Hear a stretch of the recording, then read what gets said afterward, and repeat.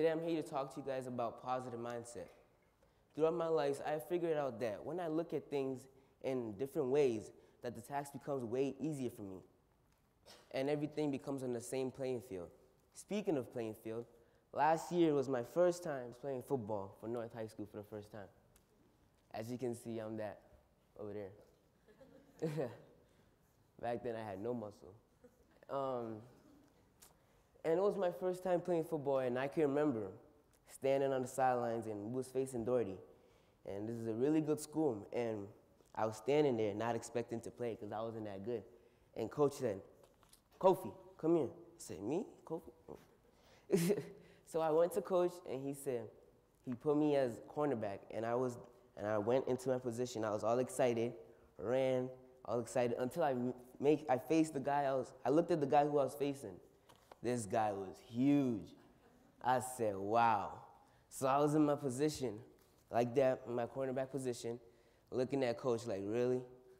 Really, you gonna have me die like this? And I was just like that, and I was scared. I remember my whole body was shaking. My legs was like shaking. And they said, ready, set, hut, and I was like still standing there. And a guy, like, he was so huge, like, he didn't even notice me, he didn't even care about me. And he went, and I said, wow, he didn't even wait.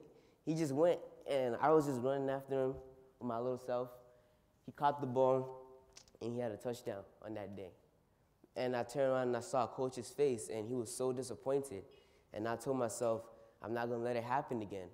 If I'm getting a chance to play, then I should at least play to my fullest ability. So I went in again, and this time I was so motivated because I was just willing to try hard. Even if I didn't stop from making a touchdown, I knew I could at least give him competition. We went, this time I was serious. I looked at him in the face, and we went. He went over there, I was right there, and I pushed him. Came back there, pushed him again. And then, like, I was that annoying pest that he could never get rid of. And he wasn't able to catch, they threw the ball to his side that time, but not this time. Like, I tried my hardest, and he was able to catch the ball. I mean, after that, he caught the ball again, but at least I was giving it my all. And like, I learned from this because I knew the way I looked at it made the task so easy. Like, his advantages over me no longer seemed important. All I cared about was myself and working hard. For example, can anybody tell me what's going on with this water? Colored water. Half empty. But can it be half full too? You see, I was at a principal advisory meeting with the principal, Mrs. Dyer, and she was talking about how the way you look at things makes the task very easy. And I take this into my life every day because I know that I have the potential to be successful. And just because I haven't reached the success yet doesn't mean that I'm not going to be successful. I know I'm going to be successful. I could always tie this back into my life when I was at Upper Bound. Now, Upper Bound is a place where they help you with your college admissions. They take you on college field trips to check out the colleges that you want to go to and stuff. And the owner had came, and he was actually talking about a colonial that had been kidnapped in Vietnam. And he was talking about how he was locked in the cell for 15 years, and he couldn't talk, or else he would have been abused and stuff like that. So they used Morse code. Now imagine 15 years locked in the cell, and he couldn't talk. I can hardly do 4. And he was talking about how he was in the cell, and he was just like using different ways of communication. But he came out. When he came out the cell, he was more improved. He was a better person than he was before. Why? Because he had faith in himself. The way he looked at his situation was so positive that when he came out, he was better. He was a better person. He had faith he was going to get out. He had faith in his country, and he came out a better person. Sometimes people worry too much about their past. That's irrelevant. The present, you have to worry about today. Every single day, that's what you have to worry about. That's why they call the present, because it's a gift. Also, transitioning back, when I was a freshman, I thought freshman year was hard, and then now I'm a sophomore, and it's like nothing right now. Especially being in AP Biology with Dr. Howard. I mean, he's a good teacher, but a lot of times I like to spend a lot of time doing my work and really getting down to the concept. So this is after football practice. I'm tired. And I'll come home, I'm like, I got homework. And then I'll be in my book, studying it, just reading, doing chapter evidences, sleeping, looking at the book. I'm not, like, at this point, it's like I'm clinging on to, like, what's on the book, like, and then I'm like, wow, my neck hurt, I should take a break. I close my eyes, I wake up, I have slept for an hour, and I wake up and I'm like, I have to get this done.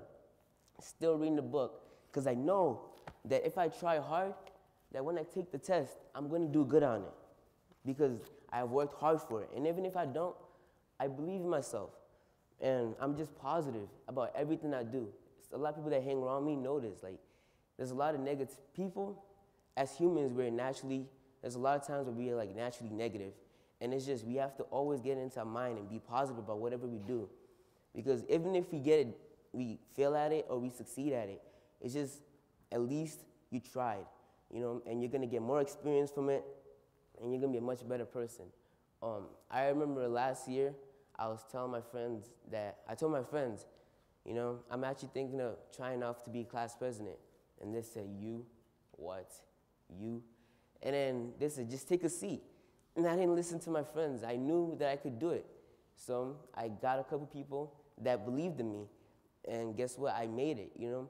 And even if that I didn't meet the goal that I was supposed to meet that year, I'm back. I'm gonna be back every year trying my hardest to do what I was supposed to do. And this is just justice to myself, and it's justice to also my friends, because I know that I influence some of the people that I hang out with.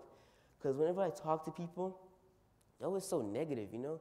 And I don't see the reason why to be negative.